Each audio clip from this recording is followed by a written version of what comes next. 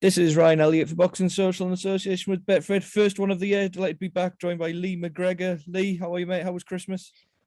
Yeah, I'm good, mate. All good, all good. Christmas was good. Back to work. Although I've no stopped. I was running on Christmas Day and that, but it was nice to spend with the family. That's good to hear. Now, look, you were meant to be out in Manchester before the end of the year. You'd signed a co-promotional deal with Matchroom, meant to be over on their card. A mixture of injury and personal things away from the ring led to you pulling out of that. How are the injuries now, and how are you as well in general? Yeah, no, everything's a lot better now in this moment than obviously than December. Like you said, a lot of things going on, injuries and aye. But in terms of how I'm feeling now, I'm feeling great. Ready to go really whenever I get the date. Injuries have healed. Personal things are all under wraps, and I can't wait to get going in 2022. I believe this is going to be my year. How difficult was it to make that decision, with the injury to not have that fight? I know what you're like. I know you want to fight as much as you possibly can. And even if you're younger, you possibly maybe even would have just fought with an injury like that if possible. Was that your team around you maybe telling you a bit, look, we've got time here, there's no need?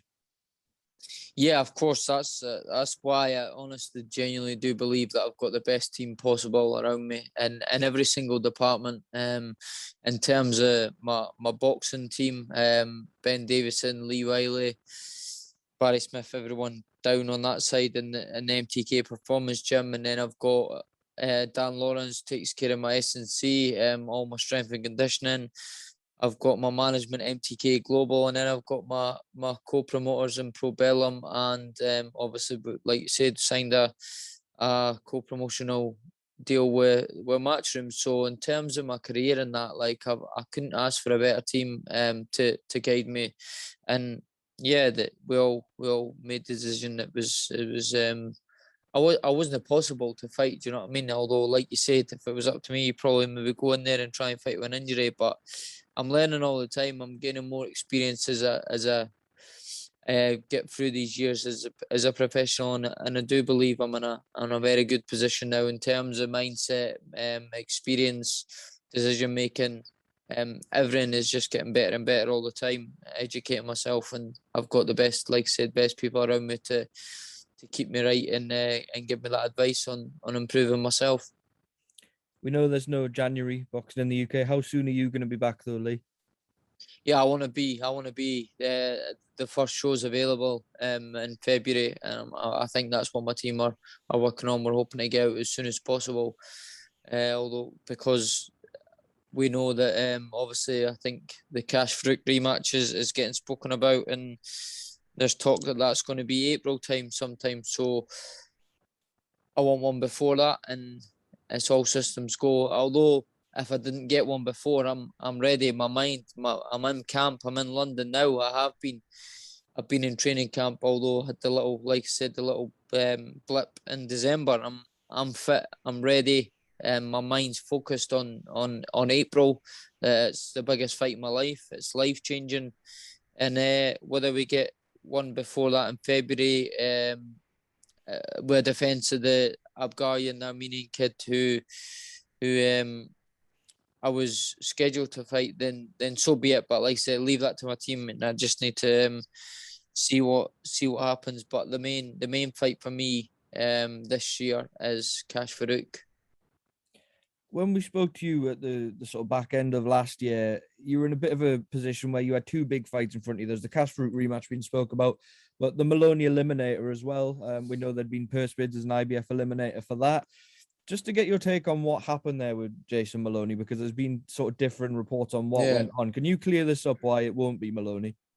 Yeah, no, well, just simply put, that they didn't want the fight. They opted out from the fight. We agreed everything on our side. The first bid was won by D4G Promotions. The fight was set to take place, and we agreed everything. We were ready to obviously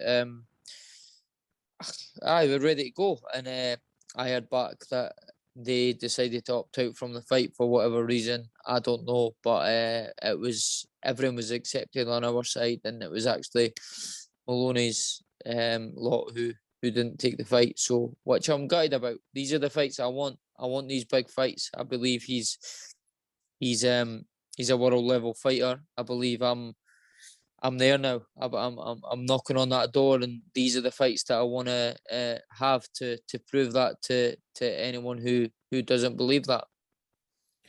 It came out sort of this morning that Jason Maloney is pursuing a WBC eliminator instead. He wants to fight Donaire ultimately. Why do you think he's opted to go down that route and not have that fight with you when it was all there?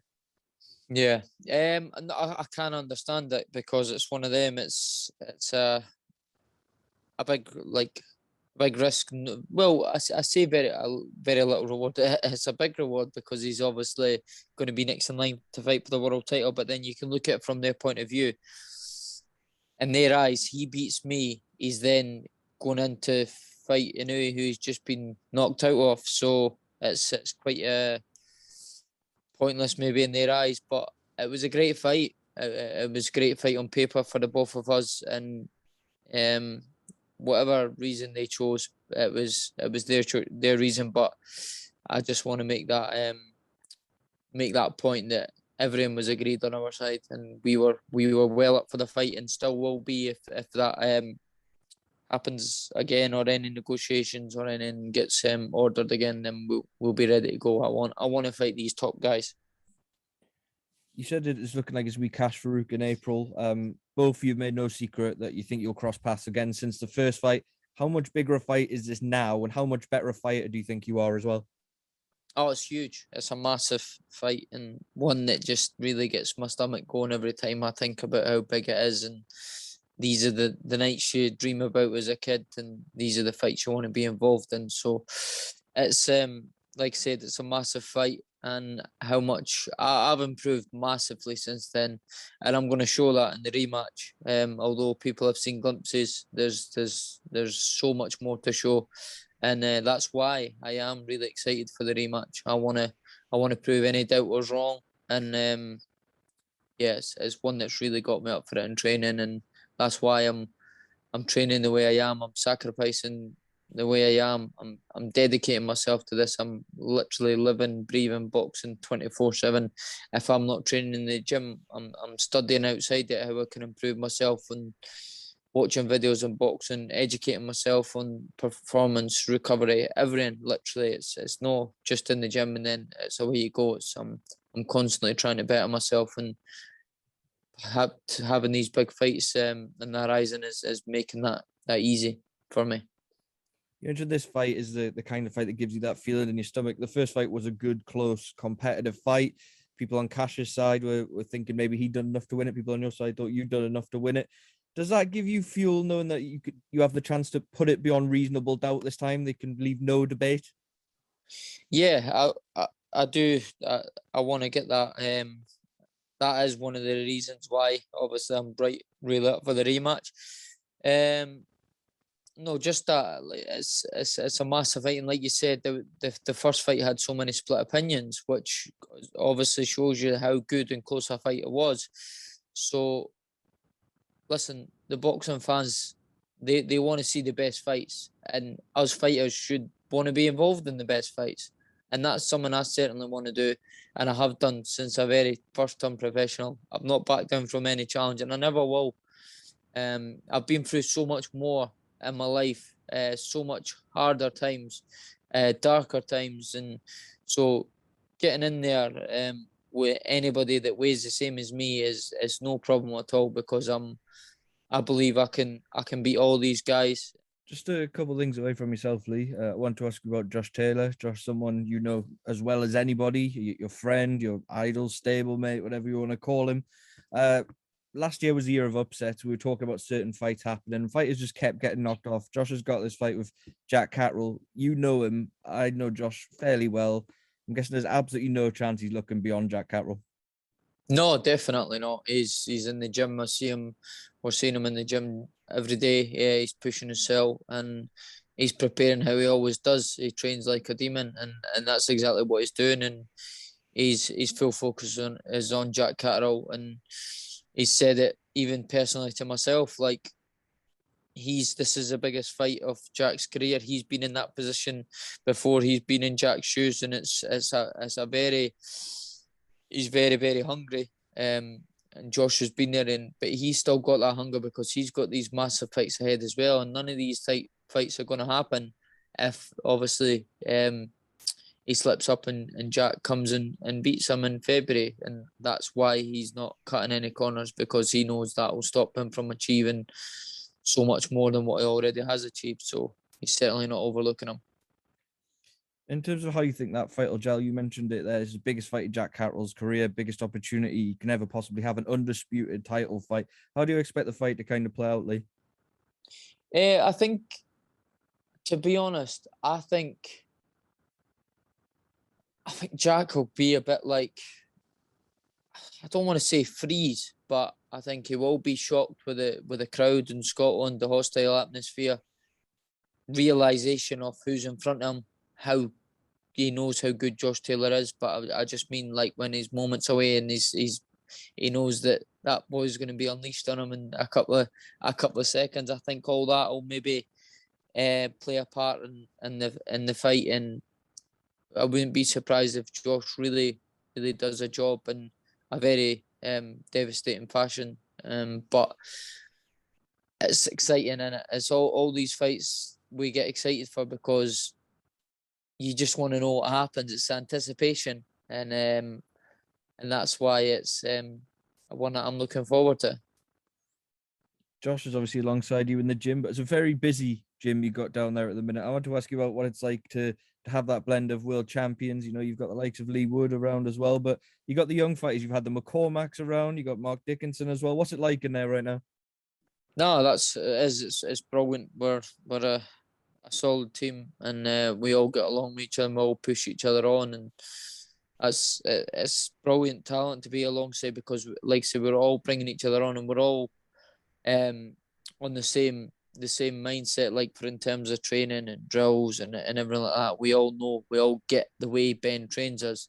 So partner work with high class fighters is only going to improve each other. And then when you come to the competitive side of things, you can imagine the sprints, the runs, the distance, everyone's pushing each other and getting that extra little 5% out of themselves in training. Because I've said this before, and it is true, I would certainly, although I push myself to my limits every single time I train, I don't think I would get that last bit out of myself if I was doing it alone, because it just simply, you wouldn't push yourself. You probably couldn't do it.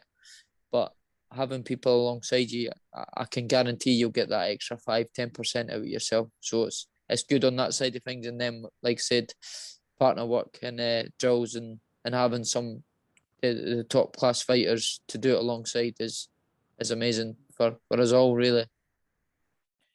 Lee, one fight we're waiting for official confirmation of in terms of date and venue is Lee Wood and Michael Conlan. Brilliant fight. What do you think will be the difference on the night? How do you see the fight going? Yeah, no, it's a good fight, that. Very good. Again, like what I just said with Josh and Jack, it's obviously no the same fight as that. But I mean, the anticipation, it gets you excited. It's a fight that I'm really looking forward to myself. How I see the fight going, it depends. It depends what game plans they both bring, and I don't want to say too much, and I don't really know too much. Although I see what Lee's working on in the gym, and obviously that's between us and the team and everything like that. But it's a fight that's really going to get the fans excited. And Michael's a top class quality fighter as well. I've sparred him, and there's one thing that I can't like forget is, like, Lee Wood really can punch, and everybody's starting to take notice of that now. In 12 rounds, them small gloves on, he's gonna hit Michael clean, and it's whether or not Michael can take that power or have a game plan on no taking these shots. But it's hard, and to a world level fight with 8 ounce gloves on, it's hard not to get clipped. And I can honestly say you don't want to be getting hit off Lee with Abrams gloves on. But someone as talented as Michael, it's a good fight. So I'm excited for it. All right, Lee. We'll wrap it up there. Thank you for making time for Boxing Social. I'm sure we'll catch you when you got some fight news for us. Yep.